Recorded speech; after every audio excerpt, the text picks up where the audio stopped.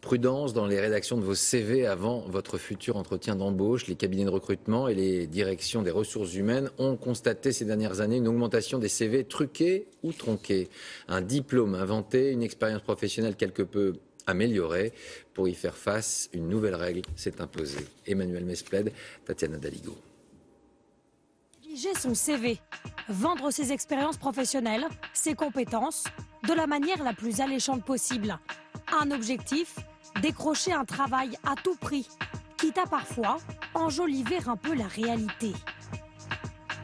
Comment enjoliver, c'est peut-être les durées d'expérience, ce type de choses. Quand j'ai cherché mon premier poste, effectivement, je disais que j'étais opérationnel ou que j'étais aux têtes de la mission alors que j'étais que le grouilleux de base. La technique standard est plutôt l'élargissement de périodes de carrière pour essayer simplement de cacher que par moment on a eu des périodes de creux. Pour les employeurs, difficile d'y voir clair. Dans ce cabinet de recrutement, des centaines de CV sont reçus, scrutés, inspectés minutieusement chaque mois. Et souvent, Rami Kechtel décèle certaines erreurs.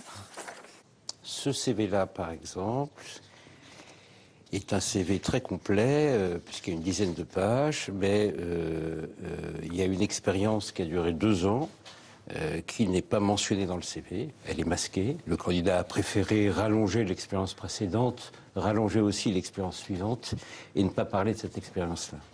S'il a découvert ce petit mensonge, c'est parce qu'il vérifie chaque ligne des CV qu'il reçoit. Et ce spécialiste débusque de plus en plus de tricheries.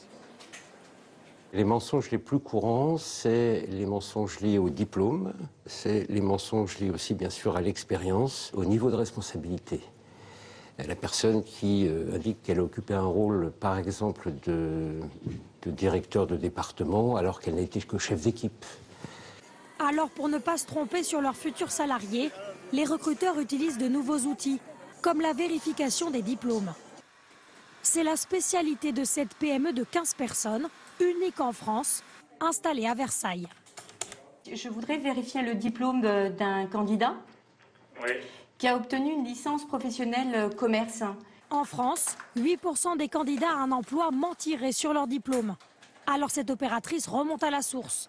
Elle appelle directement les universités, les écoles, les centres de formation. Elle m'a marqué ingénieur. Elle a marqué ingénieur. Ingénieur, voilà. Donc c'est pas un ingénieur, c'est un diplôme un DEA, ça n'a rien à voir avec le diplôme d'ingénieur. Ça peut induire en erreur l'entreprise qui a pu penser plutôt au diplôme d'ingénieur vu la réputation de cette école. Depuis 2 ans, les demandes ont doublé, 2000 vérifications tous les mois.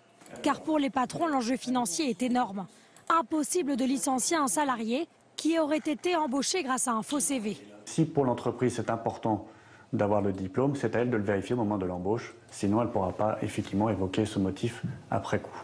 Mais pour certaines professions réglementées comme les médecins, les avocats ou les architectes, gare à la triche. Tous ces métiers nécessitent un diplôme particulier pour attester des compétences. Pour eux, un mensonge ou un faux diplôme est puni par la loi. Jusqu'à 3 ans d'emprisonnement et 45 000 € d'amende. Notre saga du samedi est aujourd'hui retour sur un groupe mythique qui a retrouvé la scène. En tout cas, 3